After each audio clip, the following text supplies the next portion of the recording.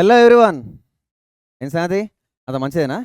Right. ఈరోజు మన topic వచ్చేసి ఇండస్ వ్యాలీ సివిలైజేషన్ అంటే ఏంది? సింధు నాగరికత. సో భారతదేశ చరిత్రలో మొదటి భాగంలో అంటే ఏన్షియంట్ హిస్టరీలో ఫస్ట్ టాపిక్ వచ్చేసి ఇండస్ వ్యాలీ సివిలైజేషన్. మనం హిస్టరీని 3 పార్ట్స్‌గా డివైడ్ చేసుకుంటాం. Ancient history, medieval history and modern history. అంటే ప్రాచీన చరిత్ర, మధ్యయుగ చరిత్ర మరియు ఆధునిక భారతదేశ చరిత్ర. సో ఆ ప్రాచీన చరిత్రలో భాగంగా, ఏన్షియంట్ హిస్టరీలో భాగంగా ఫస్ట్ టాపిక్ వచ్చేసి ఏంది? Indus valley civilization. Right. Okay. Civilization అని మనకి ఎందుకు ఉంటున్నామంటే, సివిలైజేషన్ నుంచి మనం స్టార్ట్ చేయాల్సి వస్తుంది. చూడండి, అంటే మనకిక్కడ సార్ మరి మనిషి పుట్టి 10 లక్షల సంవత్సరాల కిందటే కదా మరి అప్పటి నుంచి తెలుసుకుంటామంటే, ఇక్కడ మనకు అడిగింది సబ్జెక్ట్ మానవ చరిత్ర కాదు, హ్యూమన్ హిస్టరీ అడగట్లేదు కదా. సో మన ఎవాల్యుయేషన్, మన ఆరిజిన్ అవసరం లేదు. మనకు సివిలైజేషన్ నుంచి మనం హిస్టరీ అనేది నేర్చుకుంటూ వెళ్తాం. ఇక్కడ చూడండి, 5 మిలియన్ ఇయర్స్ ఎగో అంటే ఏంది? ఒక 1 మిలియన్ అంటే ఏంది? 10 లక్షల సంవత్సరాలు. సో 5 మిలియన్స్ అంటే 50 లక్షల సంవత్సరాల కిందట మనిషికి సంబంధించిన మనకి ఎవిడెన్స్ దొరికినాయి. దాని తర్వాత 30 లక్షలు, 2 మిలియన్ అంటే 20 లక్షలు, 10 లక్షలు. ఇదంతా మనం నేర్చుకోవాల్సిన పని లేదు. మనకు సిలబస్‌లో ఏంది? ఇండస్ వ్యాలీ సివిలైజేషన్ ఉంది. మనం అక్కడి నుంచి స్టార్ట్ చేసుకుందాం. ఓకేనా? అంటే ఎక్కడి నుంచి స్టార్ట్ చేసుకుంటాం మనము? చూడండి, 1,00,000 సంవత్సరాలకి మనిషి ఇట్లా అయిండు. అంటే కోతు నుంచి మనిషి మెల్లమెల్లగా ఎవాల్వ్ అవుతూ ఇక్కడ మనిషి దాకా వచ్చిండు. దానికి ఇప్పటికి కూడా మనం మనిషి దాకా పూర్తిగా రాలేదు. ప్రయత్నిస్తున్నాం అంతే. ఓకేనా? సో ఏంది? 1,00,000 సంవత్సరాల తర్వాత 80,000 సంవత్సరాలు. దాని తర్వాత 6,000 సంవత్సరాలు. ఇగో ఇక్కడ ఈ 6,000 సంవత్సరాలు ఉంది కదా! ఈ ఈ 6,000 సంవత్సరాల నుంచి మనం హిస్టరీని కౌంట్ చేస్తాం. ఎందుకు సార్ 6,000 సంవత్సరాల నుంచే? వీళ్ళందరూ మనుషులు కారా సార్ అంటే, మనకు ఇది అవసరం లేదు మనకు. మనకు సిలబస్ ఉన్నది ఏంది? ఇది. నిజానికి అది కూడా హిస్టరీలో భాగమే. చాల్కోలిథిక్ ఏజ్ అని, నియోలిథిక్ ఏజ్ అని మనం అంటాం కదా! ఆహ్, రాగి యుగము, తామ్రయుగము. సో అవన్నీ ఏం అవసరం లేదు. శిలాయుగము అవన్నీ ఏం అవసరం లేదు. మనకు సిలబస్‌లో ఇది ఉంది కాబట్టి ఆ సివిలైజేషన్ స్టార్ట్ చేసుకుందాం. అబ్బా సార్, మరి ఎందుకు సార్ సివిలైజేషన్? ఇదంతా పాపం వీళ్ళు ఏమి పాపం చేసినారంటే, సివిలైజేషన్ స్పెషాలిటీ ఏందంటే, సివిలైజేషన్ నుంచే మన అసలైన చరిత్ర స్టార్ట్ అయింది. ఫస్ట్ మనం సివిలైజేషన్ ఏందో తెలుసుకుందాం. ఇక అట్లా బెదిరి సూపులు చూడకు. చెప్తా సివిలైజేషన్ ఏందో చెప్తా. ఆడ నుంచే మనం స్టార్ట్ చేసుకుందాం. సో సివిలైజేషన్ కంటే ముందుగా హిస్టరీ, దాని అర్థం ఏందో తెలుసుకుందాం. అసలు హిస్టరీ అనే పదం ఏడికెళ్ళొచ్చింది? ఏమో సార్ సిలబస్‌లో ఉండే, ఎప్పుడో స్కూల్‌లో చదువుకున్నా అంటున్నావా? హిస్టరీ అనే పదం ఏడికెళ్ళొచ్చిందంటే, హిస్టోరియా అనే పదం నుంచి వచ్చింది. ఎక్కడి నుంచి? హిస్టోరియా అనే పదం నుంచి వచ్చింది. సరే మరి హిస్టోరియా అనే పదం ఏడికెళ్ళొచ్చింది అనంటే, అదొక గ్రీకు పదం. ఏంది? గ్రీకు పదం. హిస్టోరియా అనేది ఒక గ్రీకు పదం. ఆ హిస్టోరియా అనే పదం నుంచే హిస్టరీ అనే పదం వచ్చింది. సరే మరి ఈ ఈ హిస్టరీకి ఫాదర్ ఆఫ్ హిస్టరీ అని ఎవరినంటారు? అంటే ఎందుకు sir father of history, mother of history, grand father ఇవన్నీ అవసరమా అంటే, అసలు మనకి హిస్టరీ అనే దాన్ని ఫస్ట్ పట్టుకొచ్చిన వ్యక్తి ఎవరో మనం ఆయన నుంచి తెలుసుకోవాలి. హిస్టరీ నేర్చుకోబోయే ముందర హిస్టరీకి సంబంధించిన ఆరిజిన్ మనం కొద్దో గొప్పో తెలుసుకోవాలి కదా! అవసరమా సార్ సిలబస్ లేదుగా అంటే, అవసరమే. కొన్నిసార్లు అడిగిండు. కాబట్టే మనం ఇది నేర్చుకోవాల్సిన పరిస్థితి ఏర్పడ్డది. ఓకేనా? సో ఫాదర్ ఆఫ్ హిస్టరీ ఎవరు? హెరిడోటస్. ఎవరు? హెరిడోటస్. అందుకనే హెచ్ ఫర్ హిస్టరీ అని పెట్టిండా? ఓకే. రైట్. మరి ప్రపంచ చరిత్రకి అంటే వరల్డ్ వైడ్‌గా చూసుకుంటే హిస్టరీకి ఫాదర్ ఆఫ్ హిస్టరీ అని మనం హెరిడోటస్ అంటే, మన భారతదేశానికి మన ఫాదర్ ఆఫ్ ఇండియన్ హిస్టరీ ఎవరినంటామంటే కల్హణ. ఎవరు? కల్హణుడు. కల్హణుడు రాజతరంగిణి అనే పుస్తకాన్ని రాసినటువంటి కల్హణుడు. ఇది చాలా ఇంపార్టెంట్. చాలా సార్లు అడిగిండు.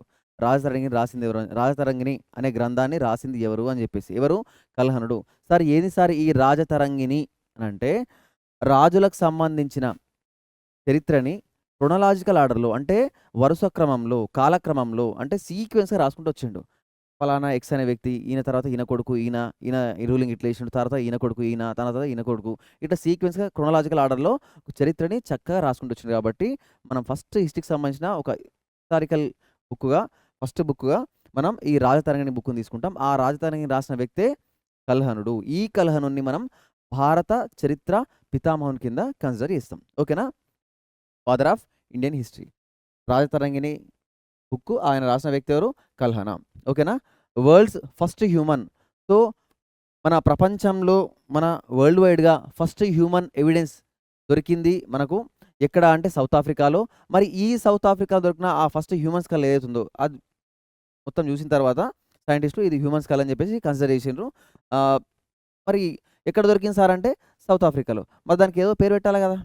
నిజానికి దాని పేరైతే మనకు తెలవది. మనోళ్ళే ఏదో పేరు పెట్టాలి. మరి ఏం పేరు పెట్టిండు సార్ అంటే ఆస్ట్రలోపిథెకస్. ఏంది? Australopithecus. First human evidence, first మనిషి పుర్రె దొరికింది సౌత్ ఆఫ్రికాలో. దానికి పెట్టిన ఆ పుర్రెకి పెట్టిన పేరేందంటే ఆస్ట్రలోపిథెకస్. పిథికస్. ఓకేనా? సరే మరి భారతదేశంలో దొరకలేదా? మనం ఏదైనా ఫస్ట్ వరల్డ్ వైడ్‌గా అంటే మళ్ళా మన భారతదేశం లేదని మనం క్వెషన్ ఏసుకోవాలా. వరల్డ్‌లో ఫస్ట్ ఎవిడెన్స్ అక్కడ దొరికితే మన భారతదేశంలో ఎక్కడ దొరికింది? అటు చూడకు ఆడ లేదు నేను చెప్తా గదా! ఎక్కడ దొరికింది? మన భారతదేశంలో శివాలిక్ పర్వతాలలో దొరికింది. సరే మరి దానికి కూడా ఏమైనా పేరు పెట్టిండ్రా? అనంటే పెట్టిండ్రు. ఇట్లా ఆస్ట్రోపిథికస్ ఇవన్నీ చెప్తే నీకు నోరు తిరగదు కాబట్టి ఏమని పెట్టిండు? రామాపిథికస్. ఏంది? రామాపిథికస్. ఓకే.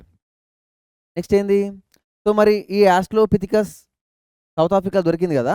మరి ఇది మగవాళ్ళ పుర్రెనా? ఆడవాళ్ళ పుర్రెనా? అంటే ఏందంటే ఇది ఆడవాళ్ళ పుర్రె. సో, ఇప్పటి వరకు మనకు మనిషి ఎవిడెన్స్ దొరికింది సౌత్ ఆఫ్రికాలో.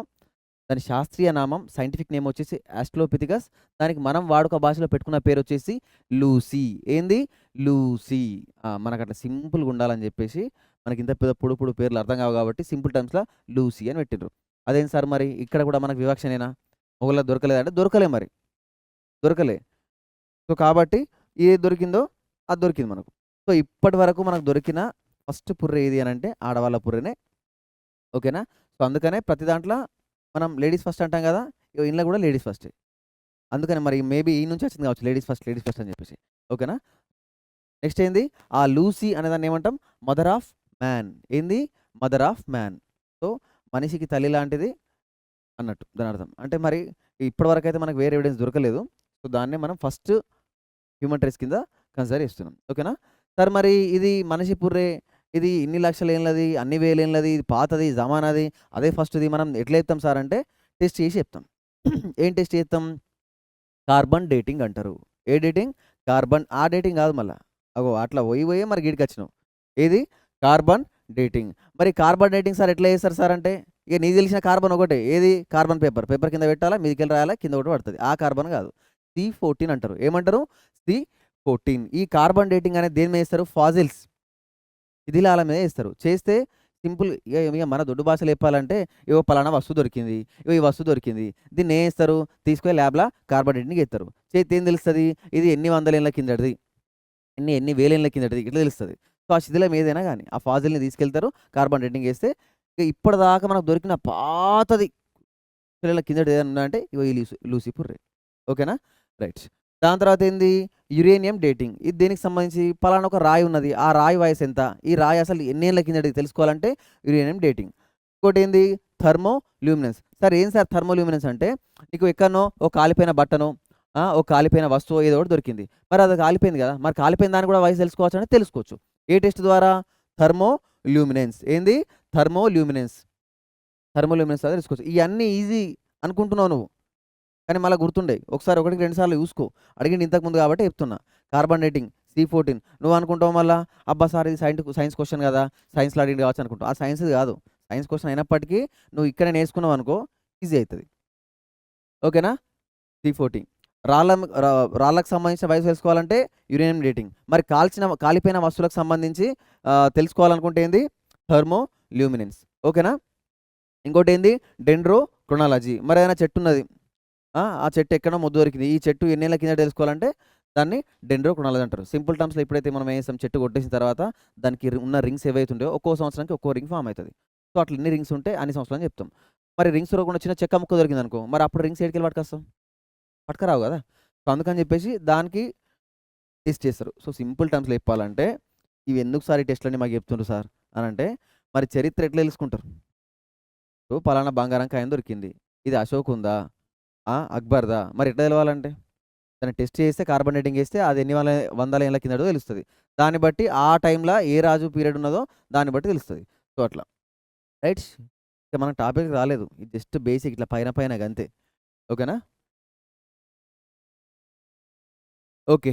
ప్రీ హిస్టారిక్ పీరియడ్ అంటే చారిత్రక పూర్వయుగం. ఏంది చారిత్రక పూర్వయుగం? అసలు చారిత్రక యుగం అంటే ఏంది? ఆ!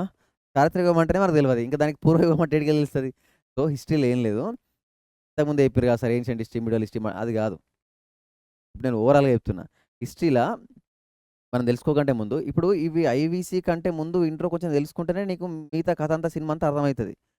అసలు హిస్టరీని ఎట్లా రాస్తారో తెలుసుకుంటేనే నీకు మిగతా అంతా తెలుస్తది. ఇదంతా ఇంట్రో పార్ట్. ఓకేనా? రైట్. ఇప్పుడు ఈ చరిత్ర అనేది ఏదైతుందో రాసి చెప్తా. నీకు ఇట్లా తెలవదు మళ్ళా.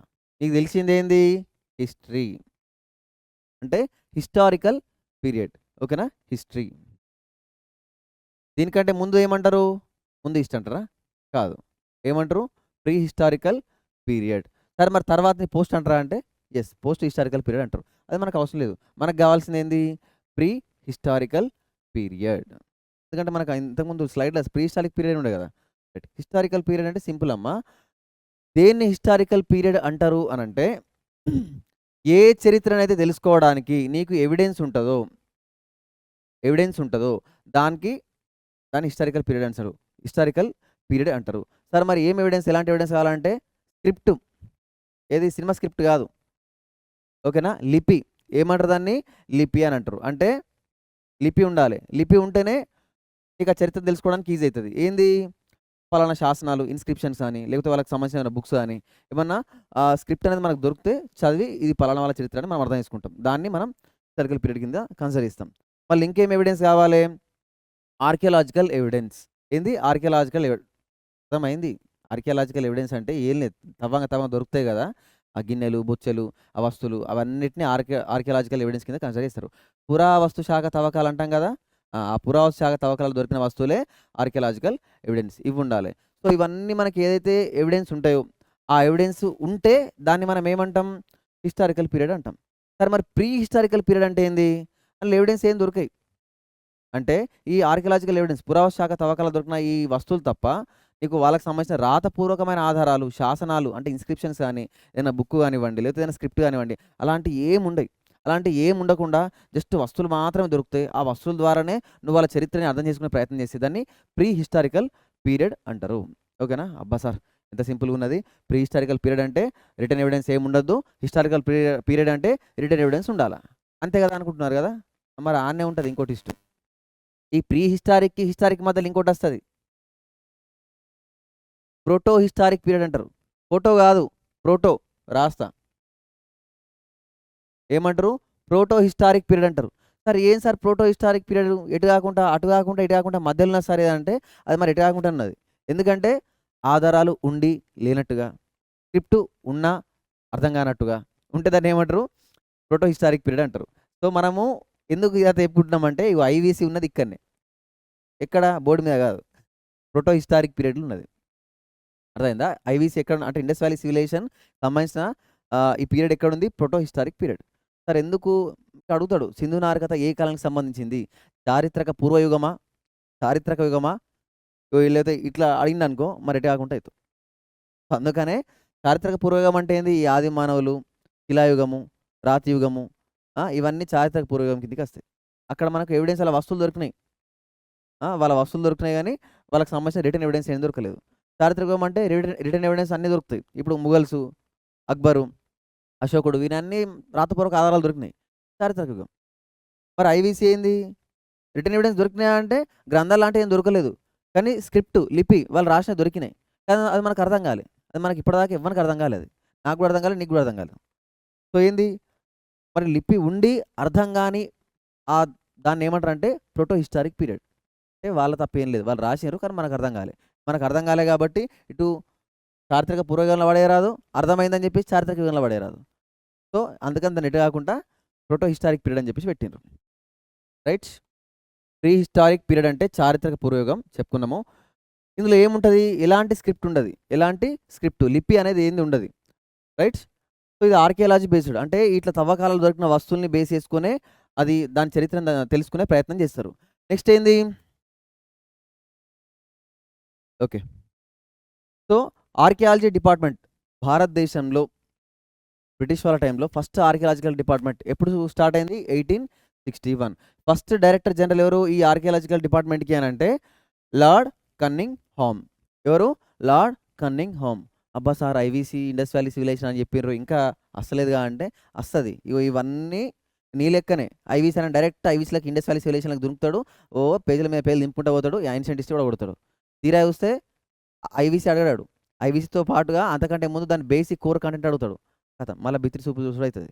ఎందుకంటే టాపిక్‌ల కంటే ఓ కంటే ముందు ఆ టాపిక్ ఆజుబాజు అంటే ఆ టాపిక్‌కి సంబంధించిన చుట్టుపక్కల వాటిని కూడా మనం ఒక నజరేయాలి. ఒక దృష్టి ఎత్తే మనకు మిగతాయి తెలుస్తాయి. రైట్?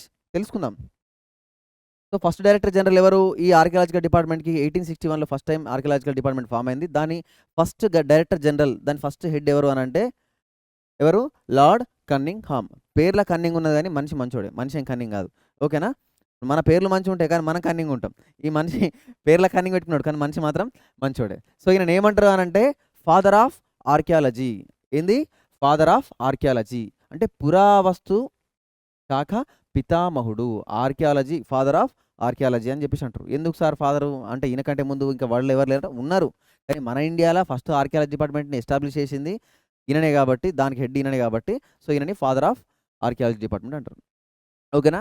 సరే మరి ఆ టైంలో గవర్నర్ జనరల్ ఆ టైంలో మరి ఇప్పుడు 1861 ఆ టైంలో అంటే మొత్తం ఈ భారతదేశం బ్రిటిష్ వాళ్ళ అండర్‌లోనే ఉన్నది. నీ అండర్ లేదు, నా అండర్ లేదు. మరి బ్రిటిష్ వాళ్ళ అండర్‌లో ఉన్నప్పుడు ఆ టైంలో ఆర్కియాలజీ డిపార్ట్మెంట్‌ని స్థాపించడానికి, ఎస్టాబ్లిష్ చేయడానికి ఆహ్, ఈయన చాలా కష్టపడ్డాడు. ఎవరు? మన కన్నింగ్‌హామ్. మరి ఈయన కష్టపడ్డా గూడా పెట్టనీకి పర్మిషన్ అయితే కావాలి గదా! మరి ఆ పర్మిషన్ ఇచ్చింది ఎవరు అనంటే ఎవరు? Lord canning. సార్ మరి కన్నింగ్, క్యానింగ్ సేమ్ ఉంది అనుకోకుండ్రి. మరి అట్లనే గుర్తుపెట్టుకోండి కనీసం. అది కన్నింగు. ఇది క్యానింగు. స్కానింగ్ గాదు. క్యానింగ్. ఓకేనా? Cunning, canning. గవర్నర్ జనరల్ ఎవరు? Lord canning. రైట్. సో తర్వాత కొన్ని కారణాల వల్ల అది మళ్ళా వెనకన పడ్డది. వెనక పడ్డదంటే నీ వెనక కాదు. మూత పడ్డది. ఓకేనా? లార్డ్ కన్నింగ్‌హామ్ తర్వాత ఆయన ఎక్స్‌కవేషన్ చేసిండు. పురావస్తు శాఖ డిపార్ట్మెంట్ క్రియేట్ చేసిండు. తవ్వకాలు అక్కడిక్కడ జరిపిండు. చెప్పుకోదగ్గ పెద్ద ఫలితాలేం రాకపోయేసరికంటే సరే అని చెప్పేసి ఆయన రిటైర్ అయిన తర్వాత దాన్ని పక్కనే ఆయన అలా కష్టపడేవాడు ఎవరు రాక దాన్ని అట్లనే పక్కన పెట్టేసారు. మళ్ళా ఈ మూతపడ్డ ఆర్కియాలజీ డిపార్ట్మెంట్‌ని మళ్ళా రీస్టార్ట్ చేసింది ఎప్పుడు అనంటే ఇక్కడ చూడండి. As archaeological survey of India. పేరు మార్చిండ్రు. అదే పాత దుకాణమే మళ్ళా గానీ పేరేం మార్చిండ్రు. అప్పుడు ఆర్కియాలజీ అని ఉంటే ఆర్కియాలజికల్ సర్వే ఆఫ్ ఇండియా అని చెప్పేసి పెట్టి ఎప్పుడు పెట్టిండ్రు? 1902. ఎప్పుడమ్మా? 1902. ఇగ ఇది ఎప్పుడు? 1861. అంటే దగ్గర దగ్గర లెక్కేసుకోవాలి ఇగ. మరి నేను మ్యాథ్స్ సార్‌ని కాదు. అంత పర్ఫెక్ట్ సక్కుమని చూడంగానే రాదు. సరేనా? ఇగ రఫ్‌గా చెప్పాలంటే దొడ్డు లెక్కల ఓ 40 ఏళ్ల తర్వాత. 40 ఏళ్లే. ఇగ నువ్వు అంత లెక్కలేయకు. రైట్. సో 1902లో ఫస్ట్ డైరెక్టర్ జనరల్ ఎవరు అంటే సర్ జాన్ మార్షల్. ఏంది? Sir John Marshall. ఇక్కడ దొడ్డు లెక్క పెట్టుకో. అసలు హిస్టరీ గురించి తెలుసుకోవాలంటే ఇండస్ వ్యాలీ సివిలైజేషన్ గురించి తెలుసుకోవాలా. ఇండస్ వ్యాలీ సివిలైజేషన్ గురించి తెలుసుకోవాలంటే ఆధారాలు కావాలా. ఆధారాలు కావాలంటే ఆధారాలు అవే పని ఏముంది? ఆర్కియాలజీ డిపార్ట్మెంట్‌ది. మరి ఈ ఆర్కియాలజీ డిపార్ట్మెంట్‌ని ఫస్ట్ ఎస్టాబ్లిష్ చేసింది ఎవరు అంటే కన్నింగ్‌హామ్. Lord Cunningham. ఎప్పుడు అంటే 1861. మరి ఇది కంటిన్యూ అయిందంటే మధ్యలో మూత పడ్డది. మూత పడ్డాక మళ్ళా రీస్టార్ట్ మళ్ళా దుకాణం తీసింది ఎవరు అనంటే 1902లో 40 ఏళ్ల తర్వాత ఎవరు? Sir John martial. సార్ మరి పాత బోర్డేనా అంటే ఆ ఫ్లెక్సీ చినిగిపోయింది. కొత్త ఫ్లెక్సీ పెట్టిండు. దాని పేరేంది? Archaeological survey of India. ఓకేనా? Archaeological survey of India. మరి ఈ టైంలో గవర్నర్ జనరల్ ఎవరు సార్ అంటే లార్డ్ కర్జన్. ఎవరు? Lord Curzon. రైట్. మరి ఫస్ట్ పెట్టినప్పుడు ఎవరు? కన్నింగ్‌హామ్ పెట్టిన వ్యక్తి, ఎస్టాబ్లిష్ చేసిన వ్యక్తి. మరి పెట్టడానికి పర్మిషన్ ఇచ్చిన వ్యక్తి లేకపోతే ఆ పెట్టిన టైంలో ఉన్న గవర్నర్ జనరల్ ఎవరు? బ్రిటిష్ గవర్నర్ జనరల్ ఎవరంటే క్యానింగ్. మరి రీస్టార్ట్ అయినప్పుడు ఎవరు అనంటే లార్డ్ కర్జన్. ఓకేనా? క్లియరా? సింపుల్ ఏముండదు. ఇక తర్వాత తర్వాత మొత్తం ఆటాడుకుంటాం సబ్జెక్ట్‌ని గానీ, ఇక ఇప్పుడు ఇది ముచ్చట. ఇవన్నీ అడిగిండ్రు. ఇంతకుముందు మన సబ్జెక్ట్ సంబంధం లేకుండా అక్కడి నుంచి, ఇక్కడి నుంచి తీసి అడిగిండ్రు కాబట్టే స్పెసిఫిక్‌గా చెప్పేది. ఓకేనా? రైట్. హిస్టారికల్ ఏజ్ అంటే ఏంది? స్క్రిప్ట్ ఉంటది. ఇగో ఇది ఇట్లుంటది ఎవిడెన్స్. ఇటు చూడు. ఇట్లుంటది. ఇదేంది? ఇన్‌స్క్రిప్షన్. శాసన ఆధారాలు. ఓ పెద్ద బండ మీద రాస్తాలన్నట్టు. ఇగో నేను పలానా రాజుని, నేను ఈ రాజ్యానికి రాజుని, నేను ఈ పని చేసినా, నేను ఆ పని చేసినా, నేను ఈ యుద్ధం చేసినా, ఆ యుద్ధం చేసినా వాడు రాస్తే మనకు కొంచెం హిస్టరీ ఈజీ అయితది. ఇక నిజమా అబద్ధమా తర్వాత సంగతి గానీ, వాడు రాసేది వాడు రాస్తాడు. ఓకేనా? దాని తర్వాత ఏంది? ఇగో ఇట్లా గ్రంథాలు. తాళపత్ర గ్రంథాలు గానీ, ఇంకేనా గానీ, ఇంకేనా గానీ ఇట్లా. ఇట్లా ఏమన్నా ఎవిడెన్స్ ఉంటే దాన్ని మనం హిస్టారికల్ ఏజ్ కింద కన్సిడర్ చేస్తాం. ఇవేంది? కాయిన్స్. సార్ మరి కాయిన్స్‌తోని కూడా హిస్టరీ తెలుసా అంటే తెలుస్తది. ఇప్పుడు నీ జేబుల ఒక 5 బంగారు కాయిన్‌లు దొరికినాయనుకో, నువ్వు రిచ్ అన్నట్టు. అంతేనా? ఇప్పుడు మీ తాత కట్టించిన ఇల్లున్నది. అది కూలిపోయింది. మొన్నేంది కూలినప్పుడు కొత్త ఇల్లు కడదామని తవ్వుతుండ్రు. పాత ఇల్లు సామానంతా పక్కకు తీసి మెల్లమెల్లగా తోడంగా అందులో ఒక కుండెళ్ళింది. ఆ కుండలో ఏమైంది? మొత్తం కుండ నిండా బంగారు నాణేలెళ్ళినాయి. సో, గోల్డ్ కాయిన్స్ ఎళ్తే నువ్వేమనుకుంటావు? అబ్బో! మా తాత ఏమో అనుకున్నా మస్తు రిచ్ అని అనుకుంటావు. మీ తాత నీకు చెప్పిండా నేను రిచ్ అని? మరి కాయిన్ మీద ఏమన్నా రాసిండా? నేను రిచ్ బేటా అని చెప్పేసి? మరి నువ్వెట్లన్నావు? అంటే గోల్డ్ ఉన్నదంటే రిచ్ అని ఒక అవగాహనకు వచ్చినావు గదా! లేకపోతే మొత్తం ఆ రాగి కాయిన్‌లు అవి దొరికినాయనుకో, పిచ్చపోడు మొత్తం ఒక బంగారు కాయిన్ కూడా పెట్టలేదు. ఒక వెండి కాయిన్ కూడా పెట్టలేదు. మా తాత చాలా పూర్ కావచ్చు పాపం అని అనుకుంటాం. సో, కాయిన్స్ అనేది మన ఎకనామికల్ స్టేటస్‌ని చూపిస్తాయి. అర్థమైందా? ఒకవేళ ఒక కాయిన్ మీద నువ్వు మొత్తం ఇట్లా యోయో అని చెప్పి ఇట్లా ఫోటో ఉందనుకో, దాన్ని బట్టి నీకేమర్థమవుతది? ఓహో! మా పూర్వీకులు మంచి ఇప్పట్లాగానే ట్రెండీ ఉన్నారని చెప్పేసి అనుకుంటాం. ఒకవేళ ఆ కాయిన్ మీద ఇట్లా మంచిగా జపం చేస్తున్నట్టున్నదనుకో, అబ్బో! మా తాతల కాలంలో పూర్వీకులు మంచిగా మెడిటేషన్ చేసేది చెప్పుకుంటాం. అంటే నీ నీ స్టేటస్ ఏందో కూడా కాయిన్ ద్వారా తెలుస్తది. సో, అట్లా ఎన్నో రకాల హిస్టరీని మనము ఆ కాయిన్స్ ద్వారా, ఆ కాయిన్స్ మీద రాసిన దాని ద్వారా, లేకపోతే ఆ కాయిన్స్ మీద ఉన్న బొమ్మల ద్వారా కొద్దో గొప్పో మనం చరిత్రని అర్థం చేసుకునే ప్రయత్నం చేస్తాం. రైట్? ఇట్లా ఏదైనా ఎవిడెన్స్ ఉంటే దాన్నేమంటారు? హిస్టారికల్ ఏజ్ అంటారు. మరి లేకుంటే ప్రీ హిస్టారికల్ ఏజ్ అంటారు. అంటే ఇది చారిత్రక యుగం. ఆధారాలుంటే చారిత్రక యుగం. ఆధారాలు లేకుంటే, ఇట్లా రాతపూర్వక ఆధారాలు లేకుంటే చారిత్రక పూర్వయుగం. ఓకేనా? మరి ఇండస్ వ్యాలీ సివిలైజేషన్ కథ ఏందంటే రెండిటికి పూర్తి భిన్నం. అటు ఆధారాలు లేవని చెప్పరాదు. ఇటు రాతపూర్వక ఆధారాలు ఉన్నాయని చెప్పరాదు. అంటే అందులో ఉన్నది ఆర్కియలాజికల్ ఎవిడెన్స్ ఫుల్ దొరికినాయి. రాతపూర్వక ఆధారాలు కూడా దొరికినాయి. కాకపోతే ఆ స్క్రిప్ట్ మనకు అర్థం కాలే. అర్థం కాలే కాబట్టి, అర్థమైతేనే కదా ఏదైనా మనం హిస్టారికల్ ఏజ్ కింద కన్సిడర్ చేయొచ్చు. సో, కాలే కాబట్టి దాన్ని ప్రోటో హిస్టారిక్ ఏజ్ అని అంటాం. ఓకేనా? రైట్. ఇక్కడ చూడండి, ఎపిగ్రఫీ శాసనాలను, ఇన్స్క్రిప్షన్స్‌ని చదివే దాన్నేమంటారు? ఎపిగ్రఫీ. అధ్యయన శాస్త్రం అన్నట్టు. ఇప్పుడు జియోగ్రఫీ, హిస్టోగ్రఫీ అనేమో మళ్ళా. హిస్టోగ్రఫీ కాదు. జియోగ్రఫీ. సో, అటువంటి గ్రఫీ అంటే ఏంది? అధ్యయన శాస్త్రం. సో, ఇక్కడ ఏందంటే ఎపిగ్రఫీ అంటే శాసనాల్ని కలెక్ట్ చేయడం, ఆ శాసనాల్ని చదవడం, దాని నుంచి హిస్టరీ తెలుసుకోవడం ఏమంటారు? ఎపిగ్రఫీ. పాలియోగ్రఫీ అంటే ఓల్డ్ రైటింగ్స్, పురాతన రాతపూర్వకమైన ఆధారాల్ని స్టడీ చేయడాన్ని ఏమంటారు? పాలియోగ్రఫీ. న్యూమిస్మాటిక్స్, ఇగో ఇది చాలా సార్లు రిపీటెడ్ అడిగిన క్వెషన్.